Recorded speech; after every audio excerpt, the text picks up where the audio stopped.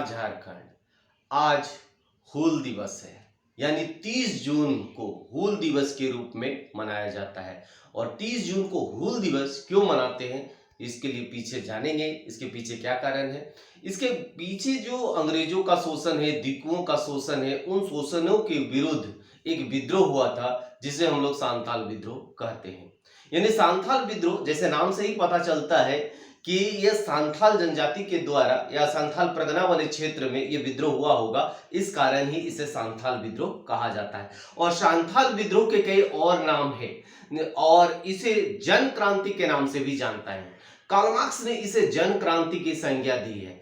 इससे स्पष्ट होता यह है कि ये जो सांथाल विद्रोह था, इस सांथाल विद्रोह का महत्व केवल झारखंड तक ही सीमित नहीं है और भारत तक ही सीमित नहीं, बल्कि अंतर्राष्ट्रीय स्तर पर यह अपना महत्व रखता है। इस कारण ही सांथाल विद्रोह का एक अपना महत्व है।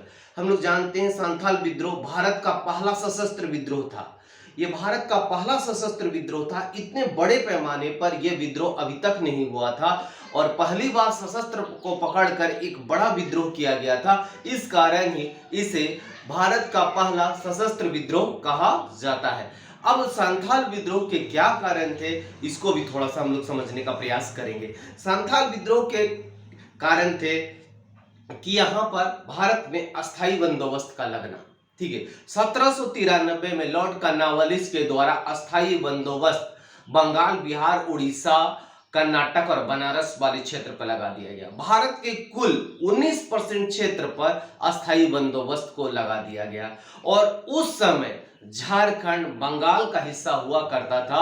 और इस कारण ही हम लोग देखते हैं, क्योंकि वहां पर जब अस्थाई बंदोबस्त लगा तो वहां पर भी वहां के किसानों पर भी ये एप्लीकेबल हो गया, यानी लागू हो गया।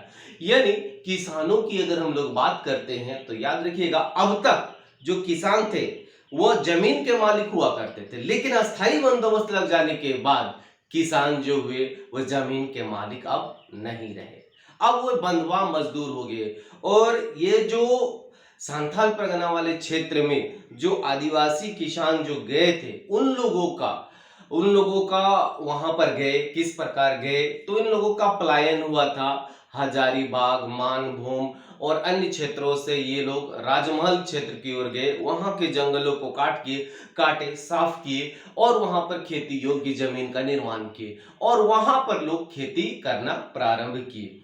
और उसके बाद जब यह अस्थाई बंदोबस्त लगती है तो किसान जमीन से बेदखल हो जाते हैं। इसके कारण किसान काफी नाराज रहते हैं।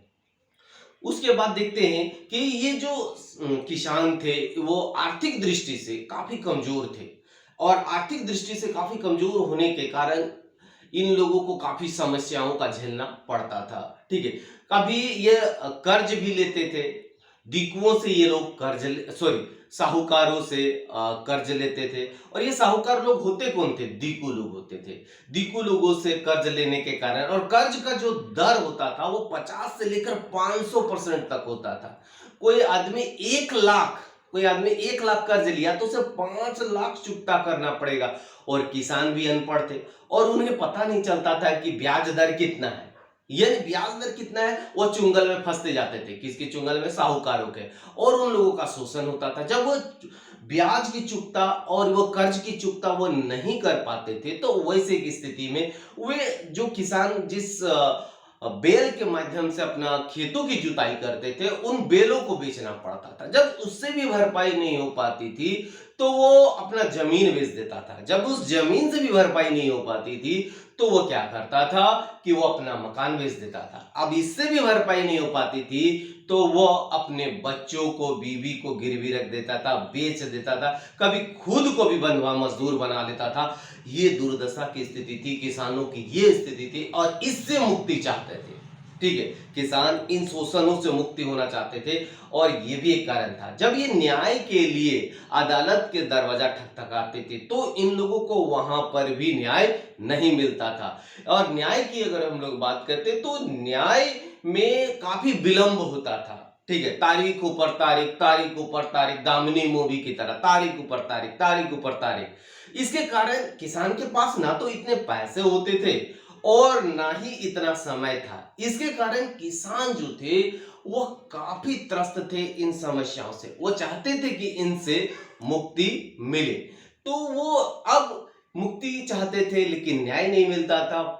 और ये लोग जब पुलिस के पास जाते थे तो पुलिस भी इनका साथ नहीं देती थी, और पुलिस ज्यादातर देखते थे कि अमीर साहूकारों का साथ देते थे। इसके कारण लोगों का विश्वास जो था पुलिस और न्यायालय से उठ गया था। तो इसके कारण जो देखते हैं आदिवासी किसान जो थे वो समस्याओं से त्रस्त थे।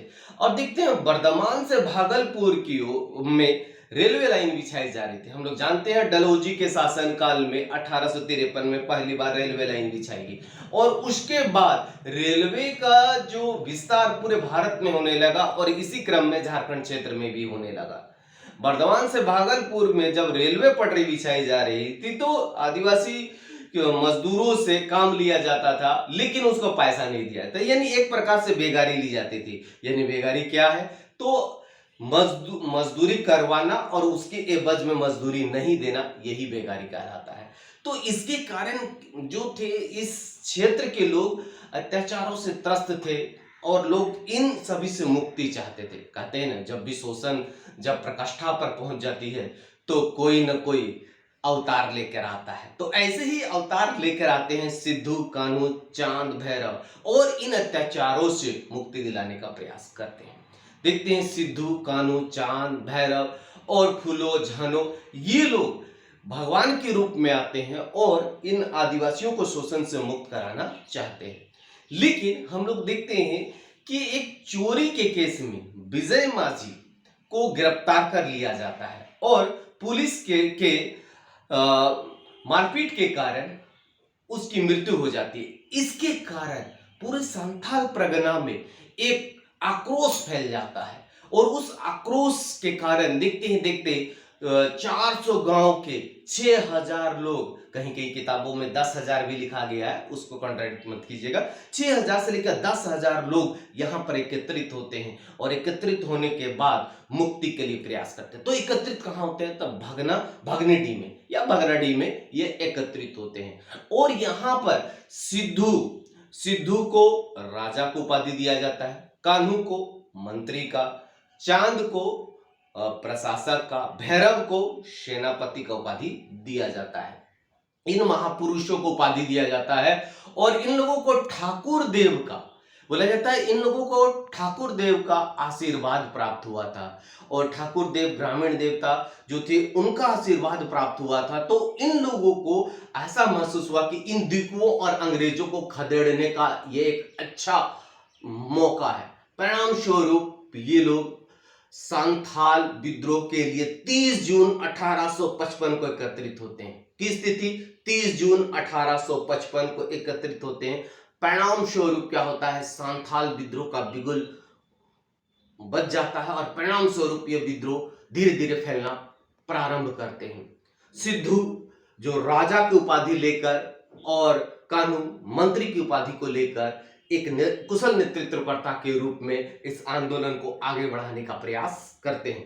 परिणाम स्वरूप हम लोग देखते हैं ये विद्रोह फैलने लगता है, और अंग्रेज इस विद्रोह को दबाने के लिए अपने